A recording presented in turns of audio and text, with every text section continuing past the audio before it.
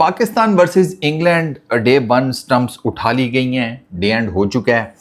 और हालात जो हैं, जो हकीकत है इस मैच की, उस पर मैं यही कह सकता हूँ कि काश मेरे सामने नुसरत साहब होते तो मैं उन्हें कहता कि नुसरत साहब वो गाएं हकीकत का अगर अफसाना बन जाए तो क्या कीजिए।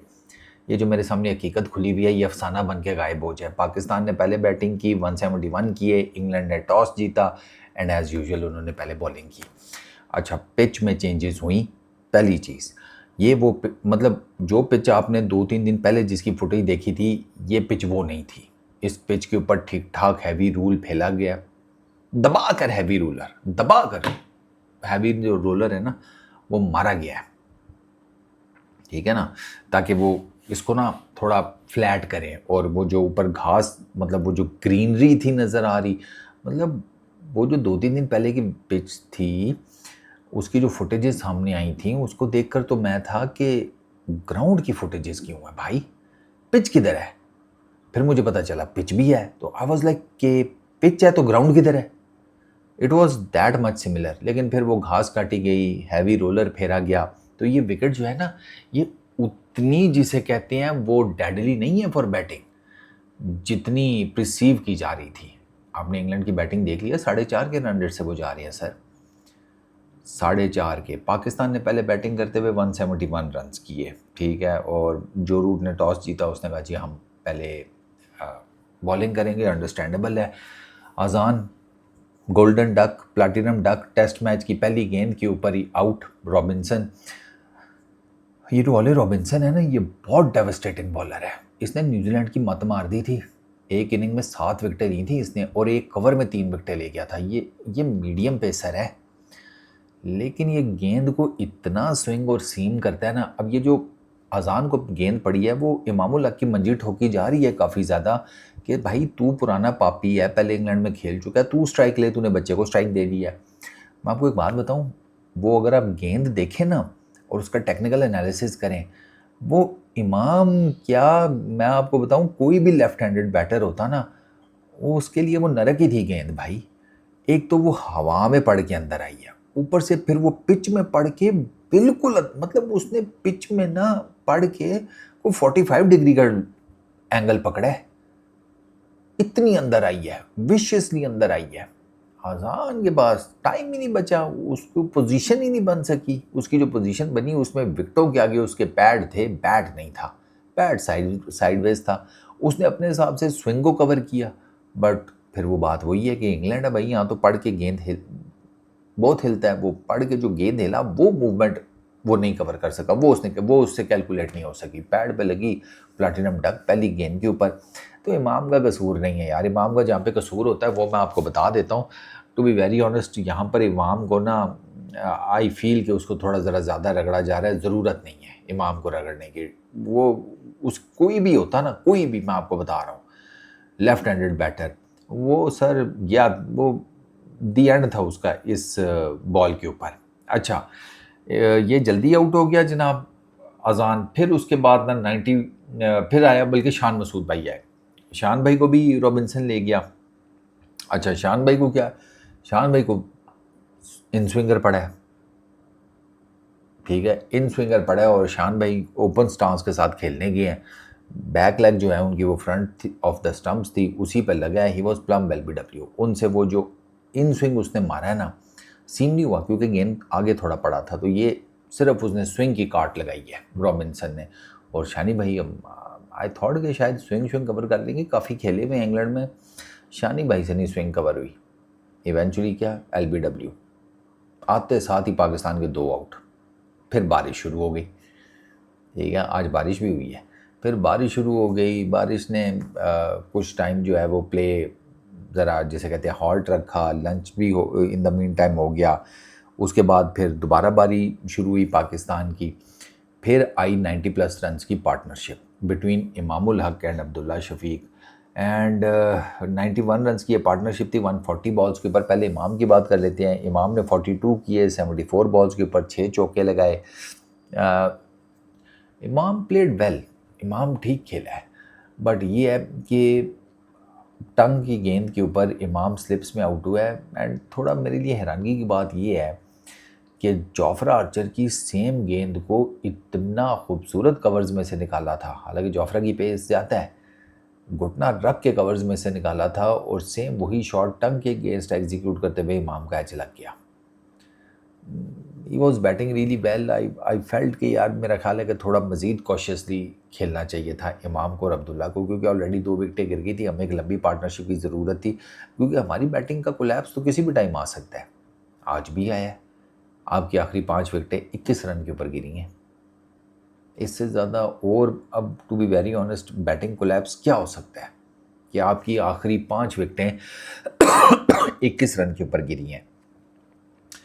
पाकिस्तान की सबसे पहली गलती यह है कि इन्होंने मतलब मुझे टीम सिलेक्शन नहीं समझ में आई राइट फ्रॉम द स्टार्ट।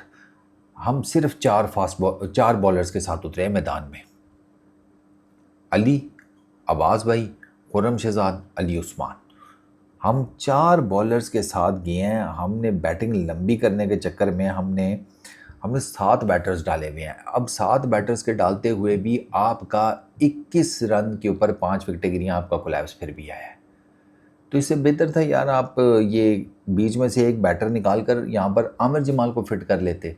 दो कि मेरा तो ये मानना है टू बी वेरी ऑनेस्ट, आप कम से कम ना बंदे के पुत्रों की तरह ना टेस्ट क्रिकेट में ये 6-5 वाला फार्मूला लगा लें।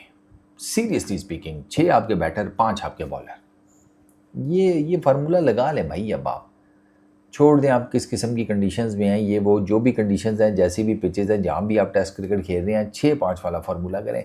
यार आपने 7 बैटर खिलाए हैं, आपने कोलैप्स रोक लिया, और ये फॉर द फर्स्ट टाइम आपने इतने बैटर खिलाए हैं। आप बैटर भी खिलाते हैं, ऑलराउंडर भी खिलाते हैं, आपका सिर्फ आपकी ये कोशिश होती है कि किसी तरीके से बैटिंग कोलैप्स ना आए, और हर दफ़ा आता है, हर दफ़ा आता है, आज भी आया है। तो इमाम का ना मुझे ये है कि यार उसको थोड़ा और मज़ीद देख सुन के खेलना चाहिए था। ये इनकी जब अच्छी खासी 90+ रन की, 91 रन की आपकी पार्टनरशिप चल गई है, तो उसको लेके जाओ 100-150 वो प्लान करो। फिर ड्राइव मारने गया, outside the off stump, edge लगा, स्लिप में आउट। अच्छा, फिर अब्दुल्ला शफीक 61 किए, 8 चौके, 104 गेंदें खेली। अब्दुल्ला शफीक की जो ऑन ड्राइव्स है ना, माय गॉड, मैं आपको बताऊं वो ना गज़ल है, गज़ल। इतनी आउटस्टैंडिंग वो ऑन ड्राइव्स मार रहा है, क्योंकि उसने भी बैटिंग टेक्निक चेंज की है। अब्दुल्ला शफीक पहले थोड़ा सा झुक कर खेलता था, अब अपराइट खेलता है। पहले अब्दुल्ला शफीक का बैट का कर्व आता था स्लिप्स में से, तो जिसकी वजह से होता ये था कि जब उस कर्व्स इसका ना, और वो इसका सेम मसला है यार करुण नायर का ज़रा एक्सटेंसिव है मसला। अब्दुल्ला शफीक का इतना नहीं था, लेकिन इनका मसला टोटल सेम है। दोनों का बल्ला आता है स्लिप्स में से।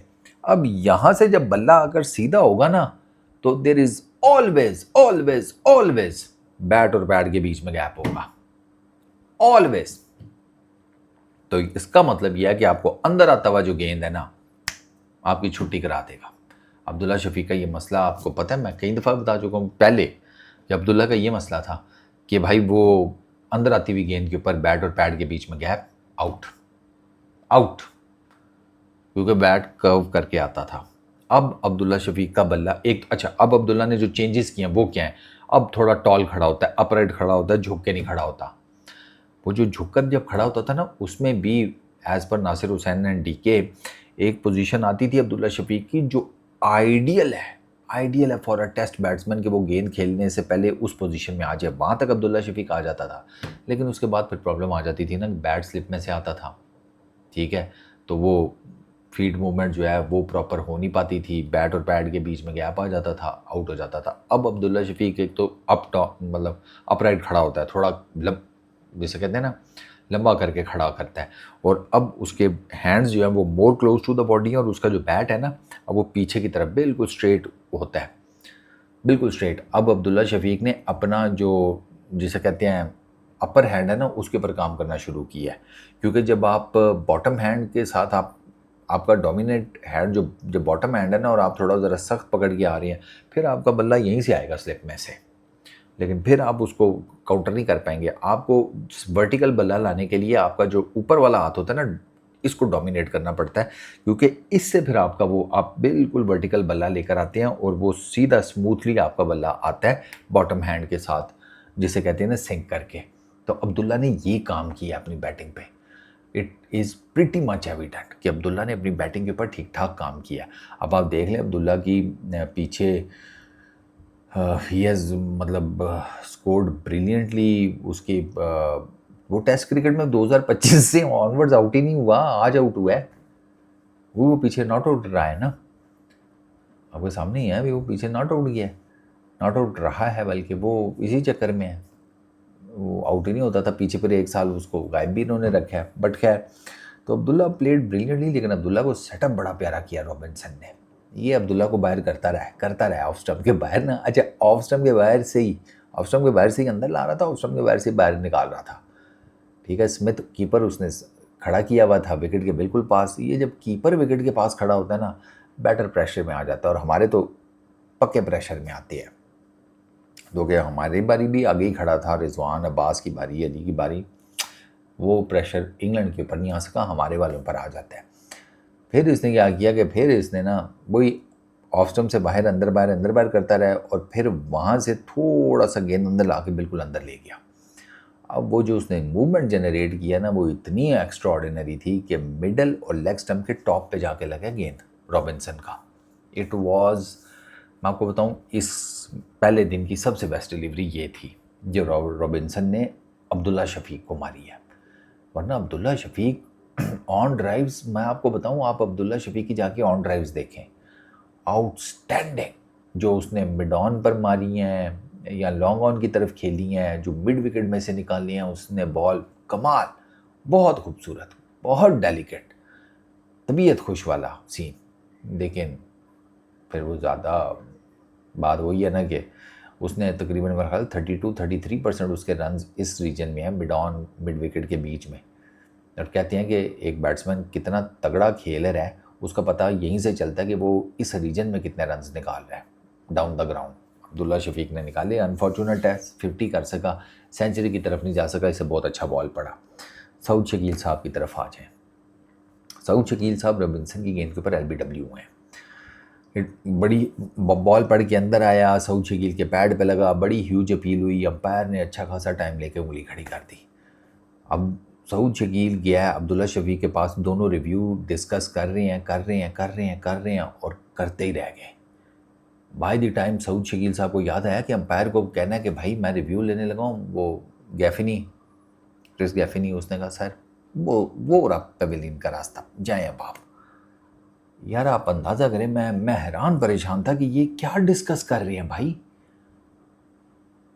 इसका बड़ा सिंपल सा होता है, बैटर को पता होता है मुझे कहाँ गेंद लगी है, और उसका जो पार्टनर होता है ना, उसने बताना होता है कि लाइन और लेंथ क्या थी, क्योंकि वो अंपायर के साथ खड़ा होता है, तो वो एक आइडिया देता है कि यार मुझे लगता है बाहर जा रही है, या मुझे लग रहा है रिव्यू ना ले तो प्लम्ब आउट है, या सब इस तरह करके। ये डिस्कशन थी, इसकी सिंक्रोनाइजेशन करनी थी, उसमें सारा टाइम निकाल दिया। पता नहीं कौन सी जायदाद बांट रहे थे, कौन से रिश्ते करा रहे थे, कौन सी कमेटियाँ डाल रहे थे, कौन से जिसे कहते हैं दुनिया के मसले ये हल कर रहे थे, ईरान अमेरिका की जंग कैसे रोकें ये दोनों, कि उसमें सारा टाइम निकाल दिया। और सारे जितनी देर में आपसे रिव्यू नहीं लिया गया, वो गांव में औरतें 100 कोस दूर कुएं से पानी भर के आ जाती हैं, सुबह शाम 2 मरतबा की टाइमिंग बता रहा हूँ। ये ग्रोसरी वाले बैठे हैं भाई, शक्ल देख रहे हैं, उसके बाद चुप करके निकल गए हैं, and it was not out. वो गेंद जो है वो विकेटों के ऊपर से जा रही थी। और भाई जब तुझे पता है कि मुझे ऊपर लगी है, तुझे फील हो रहा है कि मुझे ऊपर लगी है, तू रिव्यू ले सीधा सीधा। रिव्यूज बचा के क्या करने हैं, मुरब्बा डालना है इनका है। ये सऊद शकील की चल बिला वजह में विकेट गिरी है, बिला वजह में। अच्छा, एक ये सऊद शकील वाला है हमारे साथ हैंड हो गया, फिर मोहम्मद रिजवान वाला भी हैंड हो गया। रिजवान के अगेंस्ट भी LBW की अपील हुई। एक तो मुझे ये नहीं समझ में आती, रिजवान भाई बैक फुट पे जंप करके कौन सी शॉट खेल रहे होते हैं, मुझे आज तक वो शॉट नहीं समझ में आई। ये रिजवान भाई की कोई अपनी ना बांदरी शॉट है या बांदर शॉट है, वो इतना और तरीके से खेलते हैं ना, और अगर निप बैक कर रही है ना बॉल, तो उस पर रिजवान भाई का पक्का ठक्का LBW का केस आता है, अक्सर और बेशतर आता है। आज भी आ गया, लेकिन आज रिजवान भाई की किस्मत इस वजह से खराब, लाइन अंपायर्स कॉल हो गई, इम्पैक्ट अंपायर्स कॉल हो गया, विकेट तो उनकी गिर गई, लेकिन वो अनफॉर्चुनेट रह गए। 2 ग्रीन थे, वो अंपायर का जो डिसीजन था वो मेंटेन रह गया। अंपायर नॉट आउट दे देता तो अगर इंग्लैंड रिव्यू ले भी लेता तो इंग्लैंड का रिव्यू जो है वो सक्सेसफुल नहीं होता। रिजवान भाई ने लिया, वो हमारा जिसे कहते हैं वो रिव्यू नहीं हो सका। रिव्यू तो ज़ाया नहीं हुआ, लेकिन रिजवान भाई की विकेट नहीं बची। सलमान अली आगा हमारे कप्तान 21 किए। मुझे ये नहीं समझ में आती, आपने पीछे सऊद शकील को वाइस कप्तान रखा, बनाए रखा, वो खेलता भी रहा। अब जब उसे कप्तान बनाने का टाइम था तो आपने पकड़ के कप्तान बना दिया सलमान अली आगा को। मुझे ये रॉकेट साइंस नहीं समझ में आई हमारी टीम की। हमारी टीम में कोई वाइस कैप्टन अनाउंस्ड नहीं है इस टाइम। बाबर आजम कैप्टन है and that is it. Vice कप्तान कोई नहीं अनाउंस, तो फिर वाइस कप्तान कोई अनाउंस करो। सलमान अली आगा का अनाउंसमेंट कर दो। सऊद शकील पीछे से वाइस कप्तान चलता हुआ आ रहा है, आपने अनाउंस तो अभी उसे नहीं किया था वाइस कप्तान, लेकिन उसने की तो ये तो टेक्निकली तो सऊद शकील का हक बनता था कप्तानी करने का, ना कि सलमान अली आगा का। एक और जिसे कहते हैं ब्लंडर।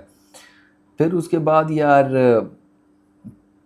अली उस्मान, वो तो जैसे कहते हैं पहली गेंद पर ही गया ना, पहली गेंद के ऊपर ही उस बेचारे ने सलमान अली आगा को बोल्ड किया है। टंग ने पहली गेंद के ऊपर अली उस्मान को यॉर्कर मारा, प्लम LBW।